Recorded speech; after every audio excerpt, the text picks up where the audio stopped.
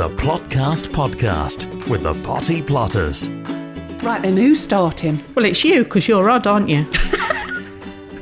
Very, some say. Okay, yes. Depending on who you're talking to. No, everybody says it, Elaine. Oh, right. Okay, then. Just thought, you might need to know that everybody thinks you're very odd. Shall I take my coat off? No. Right. That's an odd thing to say, I suppose, isn't it? But there you go. Right then. Well, welcome. Welcome, one and all.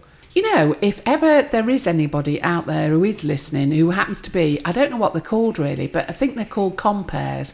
You know, on a boxing match. Yeah. And they go, ladies and gentlemen. A bit like Leonard Sachs used to on that programme, London Palladium, I think. Yeah. Leeds. It was at Leeds. Anyway, it doesn't matter. I'll stop now and I'll just get on with it. I don't know. You know, like when a comedian comes on and they'll go, ladies and gentlemen, on stage tonight, we've got the person who never shuts up. It's Elaine Crick.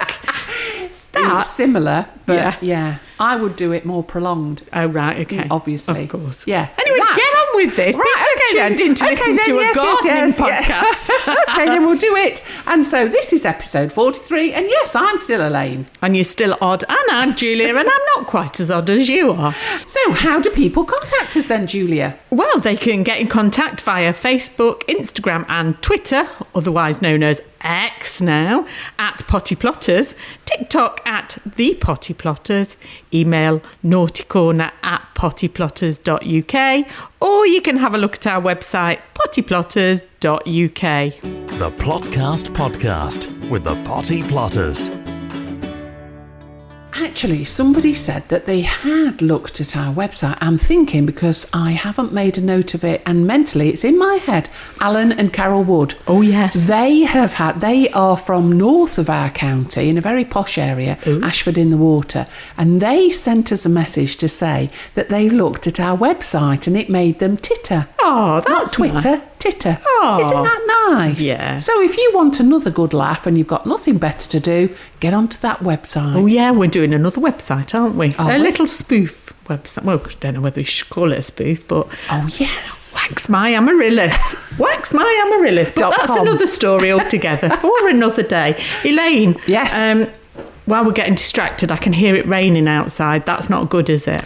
It's pouring and it's yet another flood and it's Halloween and unfortunately I think there's a lot of problems out there because I can hear somebody hammering. I think somebody must have a leak. A leak? Well, we are on an allotment, so you may find a few leaks down here, but I can tell you exactly where that hammering is because we've come and taken refuge in the community room at the allotment, although obviously watching the weather because the water level is very high and we could flood quite quickly. But the lads who come on a Tuesday to have a cup of tea and do the maintenance on site, they were just sitting having a cup of tea on my plot and noticed that my shed roof was leaking. And so they're repairing it for us. So we've been oofed off our plots. And we're in the community room. Let's go and have a look at what else is happening out there damage-wise. Elaine, we're back out in the car park at the allotment. When it was flooded, it really was flooded. But you can see we're back out in the puddles. If we'd got children, I'd say a perfect day to be puddling. If we'd got little people, well, you are little. Yes. What do you want me to do? Jump in it? No, don't do that, Julia. No. It's more like a dock, isn't it, than a car park? Yes. But anyway, let's go and have a look at the rest of the water problem here. Well, the community orchard is well underwater, isn't it? It is a shame. I don't know what damage it's going to do to the trees or even the giant cock, but they're well and truly underwater. Well, I think the cock will be all right. And the trees, every year we have the flooding. And although, yes, this year we've got a big problem with the flooding, every year the orchard gets flooded. So I don't know whether it affects them that much or not. We'll have to wait and see. I suppose it depends whether they're sitting weeks and weeks in water or whether it drains, because usually it comes and it goes, but we're still quite saturated. So even the smallest amount of water is causing a problem, isn't it? Yeah. Come on, man. Bit squelchy underfoot, isn't it? Yeah. Oh, yeah. See, the difference is that this one's got raised beds. Yeah. Because it's got raised beds, you can see that we're not sitting in water. No. The paths might be later, but Yeah. certainly not at the way they sit at the moment. See what I mean? Yeah. Because I've taken them about 8 inches up. Yeah. And this is the problem, isn't it? Here? Yeah. Oh, listen. This is all squelchy under here. We're just on Jerry's plot now. Look at this. Gadzooks. This plot is underwater. This avenue, in fact, worse is next door. If you look at next door, you can really see how bad that is. And although they've got raised beds, the in-between bits are very underwater. But what Jerry has done on this plot, I have to say, this plot used to flood much, much worse. But Jerry has worked really hard to build up the levels and create more raised areas, and it's really worked. And he's also built a channel between him and the neighbouring plot, which seems to take it away a little bit, doesn't it, Elaine? Well, you say it does, but Julia, that's a river running down there. Contact the Potty Plotters anytime on Facebook, Twitter and Instagram at Potty Plotters, or email naughtycorner@pottyplotters.uk. Right, so having been out and about, we're back in. And Julia, most people at this time of year think that there's nothing to do on a garden or on the allotment. And I think we can prove them wrong. I think there's a lot to do and a lot to talk about as well. But we know that people will want to rest through the winter months, and that's fine. But my experience is, and I know that yours will be similar, if you get all the main structural things done and clearing done at this time of year, you'll hit spring running. Yes, that's what we always say. Now is the time for doing your maintenance, for putting any new structures on your plot, for clearing anything. It's that time of year where you get things tidy and you, like you say, hit the ground running in the new year. It is an ideal time to take on a plot. Unfortunately, again, with the water situation here, but if you're on a site where you're not liable for flooding, like my old site, I mean, it was the perfect time of year because you can really crack on in these months. And people also say, well, it's never changed. We've always been flooded here. We have always been flooded, but never so frequently or so high. Yeah. So I think if this is the way forward, and that's something that we're going to have to accept, I think we're going to have to change the way that do allotmenting. Now, I know in the past we talked very recently about growing overwinter onions, overwinter broad beans and overwinter peas. It's not worth doing it because all you do is stress yourself out because they'll just be floating. Yeah. And the other thing is that beans and peas and the onions, unless they've got plenty of drainage, they'll simply rot. Yeah. So it's a lot of angst that you don't need to get yourself into. I mean, at this time of year, obviously it's a great time to be cracking on the plots, but the weather is very hit and miss. And so it's really about seizing the opportunity because, the nights are very come in very early, obviously with the changing of the clocks, and most people have only really got the weekend to work. So we live by the weather forecast, don't we, pretty much? Yeah, we do, and not a lot of people know that, and it's a repeat that we keep on saying, but it's the weather that makes the difference. Yeah. It makes a difference whether we can get out, whether we can plant, and whether things survive. So when we do conversely, if it's too hot and too dry, it's exactly the same again that we're moaning about it. So I know it sounds like a moaning shop because it is really. Stop it. But yeah, all right then. But it's something that we do take notice of every day, isn't it? Yeah, yeah. Anyway. Thomas Schaffenacker. Just say a name, random weather person's name, but Thomas Schaffenacker, sort it out, please. Right, so what are we going to talk about today? Right, it's nothing to do with the weather. Let's make bug houses. Now then, I see them in magazines, I see them on the telly. Countryfile often talk about making them with people. Why do we bother? Why don't bugs find their own houses? Well, they can do, but on an allotment, we're ripping a lot of their houses out, aren't we? When we're clearing things away and becoming neat and tidy, we're removing the opportunity for them to overwinter in places. So if you remember a couple of years ago, we were doing a bit of a challenge where we were trying to make one change for the environment. And I actually left all my perennial flowers on the plot over winter, which nearly killed me, to be honest with you, because I like it all neat and tidy and to chop everything down. But in doing that, I was providing a habitat for the insects. The other way you can do it, and I think something that we should all consider, is creating little spaces on the plot. Not all of it. I mean, we're not completely rewilding our whole plots, but just creating little spaces on the plot for the wildlife. And that's why creating a bug hotel or a palace, even if you wanted to, you can go as big as you want, or just leaving a big pile of rotting wood on your plot, like branches and trees, just gives the insects somewhere to live and grow and survive. Why are you laughing at me? I'm laughing, Julia, because yesterday I was up here and I started to clear my plot. Right then, where my dahlias grow, I've put canes in, short canes, about 3 foot, 4 foot. And on the top of each one, to stop you poking your face, I actually put an upturned plant pot, the terracotta ones. So yesterday I went along and I was picking them all off to store them in the shed. And as I picked them all up, without exception, there were blooming wood lice in there and snails. Yeah. Now, my question is, how did they get there? Well, they climbed, didn't they? Well, they must have climbed up that slippery pole. Well, but that's hard work. Have you tried climbing up a slippery pole? Not recently, no.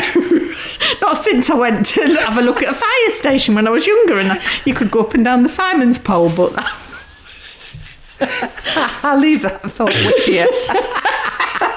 That's another story. Anyway, bug houses. So what would you put in one, Elaine?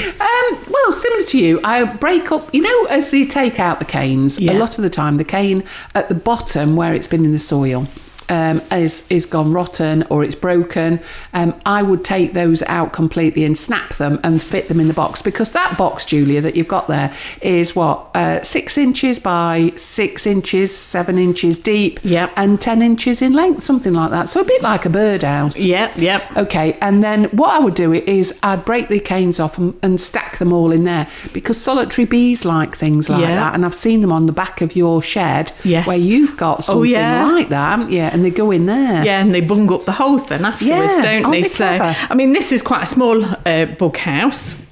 People met them as big as pallets. I've seen the massive ones, and people will use things like bricks with holes in. Oh yeah, that's another one. Yeah, maybe kind of logs where they've made where they've kind of used a drill and made holes in them. What are those other things called? Them concrete breeze blocks. Breeze blocks. Yeah. I've seen them lying on the side, and they've stuffed them full of different things, including leaves. Yeah, and it's just providing habitat for things like ladybirds, lacewigs, anything like that. That is really, not all insects on the plot are bad insects, are they? So we want to encourage the good ones, and with the good ones they always need the bad ones to eat. They're there for a reason, for them to eat. So it's about keeping nature balanced, really. So a bug hotel is a nice thing, and it's a nice thing to do with the kids. And although you can go to the shops and buy them and they look very fancy, don't they?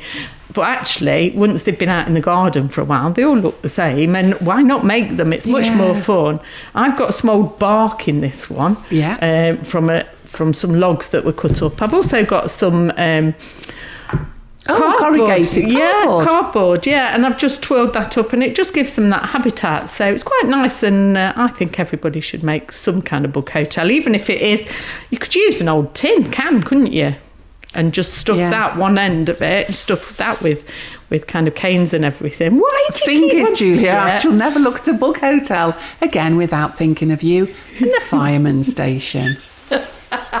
Hints and tips for shortcuts to success. The Potty Plotters Plotcast. Right then, should we be picking beetroot? Oh, here we go. I'm waiting for a look from Gareth. I knew. Our Gareth producer doesn't like beetroot. I love beetroot. I love beetroot. And I'm asking about, is it the right time to be picking beetroot? You can actually leave it in the ground all winter.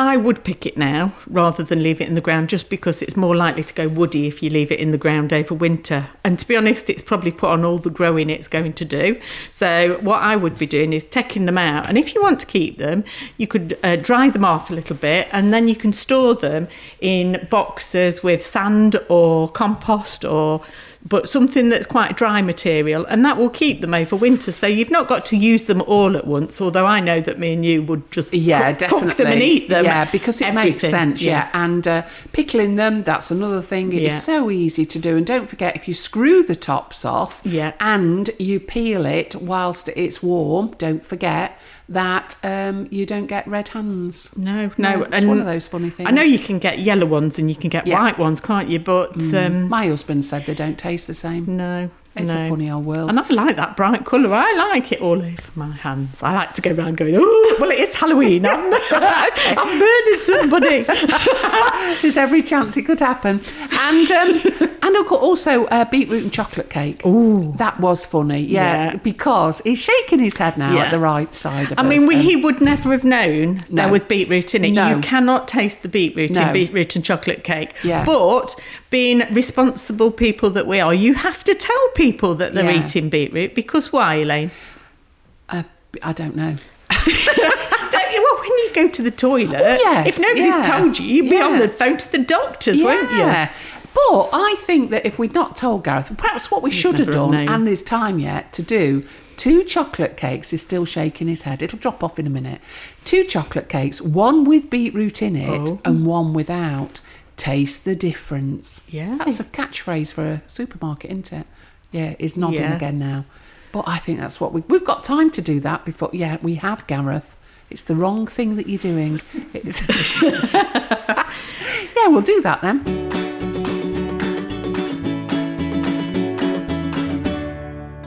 So we're taking our beetroot out. Yeah. I've already taken mine out anyway. But, Elaine, what have we been up to this week? Well, taking down yet another greenhouse, and that's already gone to a plot holder who wanted one because she'd not got one. That's lovely. We're dead pleased about that. Well, you think everybody should have one, don't you? I do, yeah. And when I am Minister for Allotments, when new houses get built, everybody will have a small plot of land to grow their greens, etc. on, and a greenhouse.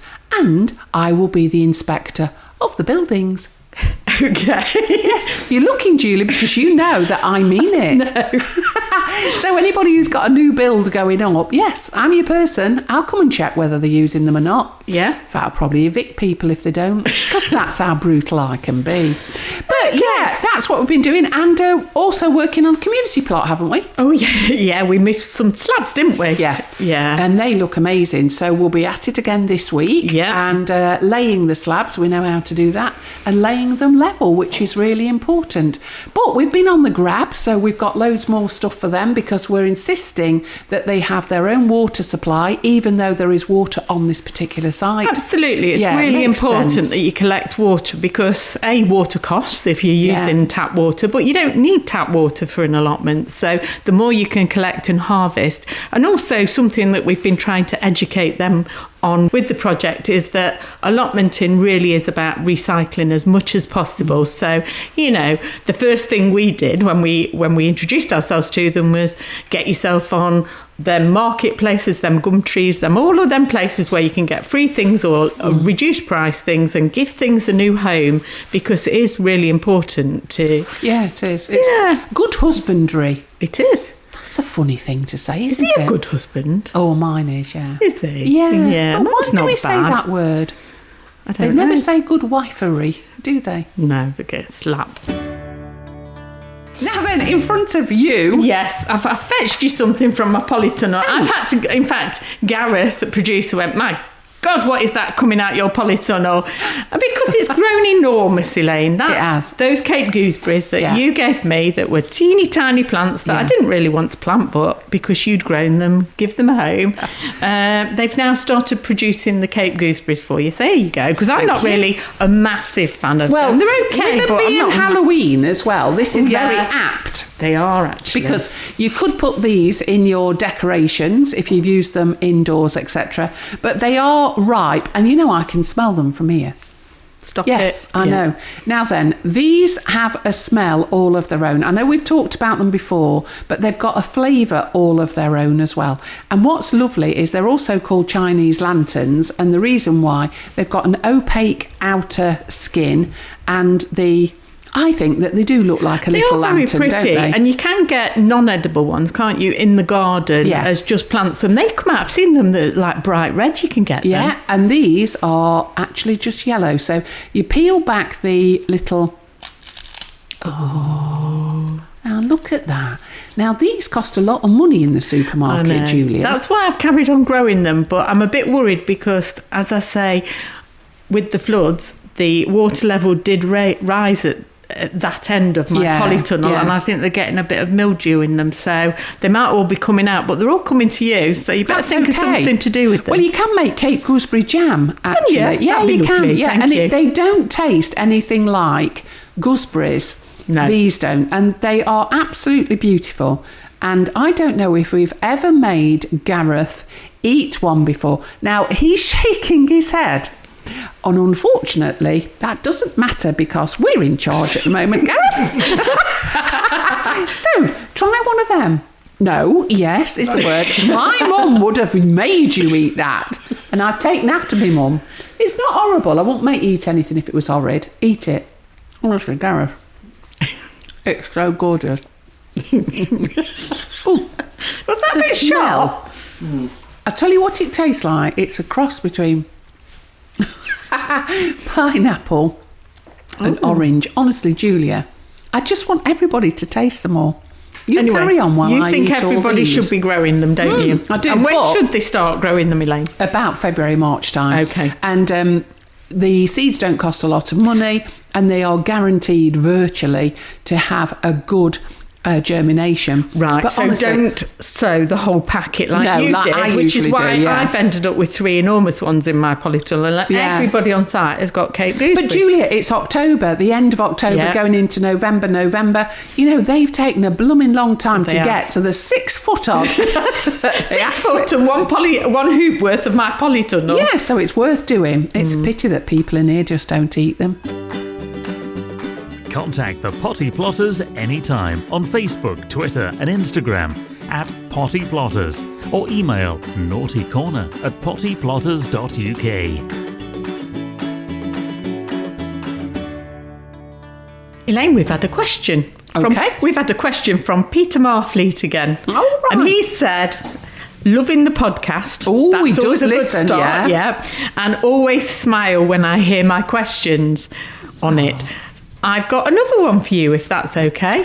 Yes, we'll have another one. Okay. All right. I have some very small red onions that I've grown this year. Yeah. Can I use them for onion sets, and when can I stick them in? I would say no.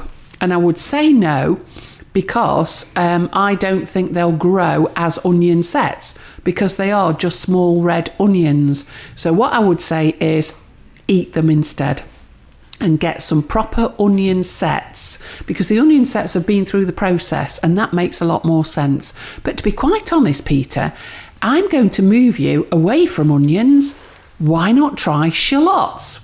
I know we've talked about shallots earlier in the year, much earlier in the year, but value for money, for one shallot, you will end up with at least 5 back. Okay, well, Peter's mentioned red onions. Can you get red shallots? I don't know. I know you can get banana shallots, but I don't know about red shallots. Don't know, but I would definitely go for there, yeah, they would. Okay, I'll have a look at that, Julia, and I'll report back accordingly. Okay. But no, I would just use those as they are. The Plotcast Podcast with the Potty Plotters. Right, well, I wanted to talk to you about compost, because what I keep on seeing is people up here as well on our site taking down, for instance, a run of beans and just literally chucking it all in a compost bin like this. Well, what's the difficulty with that? Well, you can do that, Elaine. You literally can chop it down and put most of it in. The bigger the pieces that you put in, the longer it's going to take to compost down. And also, if you're putting the same of everything in, you're going to end up with a poor mix. So imagine, Elaine, making a cake. let's talk your language. yeah, all right. Making a cake. So imagine you're making a cake and all you put in is eggs. Yeah. What's going to happen? It'll be an omelette. Exactly. You don't want an omelette, you want a cake, don't you? Yeah. So when you're making a cake, you need to break everything down. You need to put different ingredients in.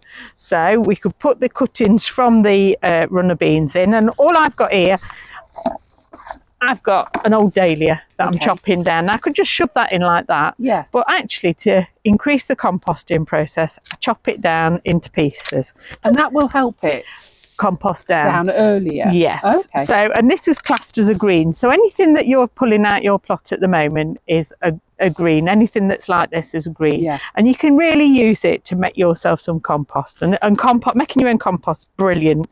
But the next thing is, if you're putting a green in, you want to be putting a brown to go with it. Okay. So when we're talking about browns, you can think of it like these woody twigs. Okay. Now, again, I could put them in great big pieces, Yeah. but they'll take a long, long time to break down. So I chop them up into a couple of inches long and just do that. And sometimes I just sit there while we're having a cup of tea, chopping them up. I wondered what you were doing. Yeah, Right, yeah. okay. And that is a brown. Now, if you've not got woody cuttings, Yeah. you still need to be adding a brown, because if you don't, you're going to end up with a very sloppy, smelly Yeah, mixture, yeah. which is what a lot of people do. They just shove loads and loads of green in without thinking about the browns. So if you've not got any woody cuttings, something like an old newspaper, scrunch it up and shove it in between the layers. Okay. But if you do it, You don't have to rip that up, just scrunch it, and actually that really helps by scrunching it up rather than ripping it up into pieces. That's better, because I'm creating little air pockets, and that's what I want to do in these kind of compost bins, because the air will improve get the circulation, and Yeah. it'll also improve the composting process. So that's really good to use as a brown. Also, you can use things like these kind of cartons. The only thing that I don't tend to use is coloured cardboard, so something that's been dyed with a glossy print on it. But this is really good. But whatever you put in as a green, put in something as a brown to go with it. That's what I think, because then you're getting about a 50-50 mix. Some people will go for a 30-70, but I found 50-50 and you end up with beautiful compost. And I've already emptied these ones out this couple of weeks ago, and I've spread the compost on the plots, and it's been beautiful what's come out. In fact, I was really disappointed you weren't here to see it, because I was so excited by it, Elaine. But I think it's well worth making it. I know. Now, the other thing you can add, yes. you can just leave it like this, and some people don't turn it. They literally just leave it, and it will take about a year, and it will compost down, and you don't need to turn it. Okay. And that's fine. But if you want to accelerate the process, you want to be turning it, so you can turn one of these into the other one. So all I literally do is, when it's full and it's started to compost down, lift the top off, put the newer stuff at the bottom of the new one, and then what's left at the bottom is the compost that I can use. Yeah. You can get like cylinder compost bins that you can do that with, and they'll spin the compost, and they work really well as well. But one thing you might want to think about putting in there is something to accelerate the process. So every layer in between the layers, if you've got chicken poo, something like that, that is brilliant. That accelerates the composting process. Or horse muck, sometimes if you put a bit of that in, and that will accelerate the process.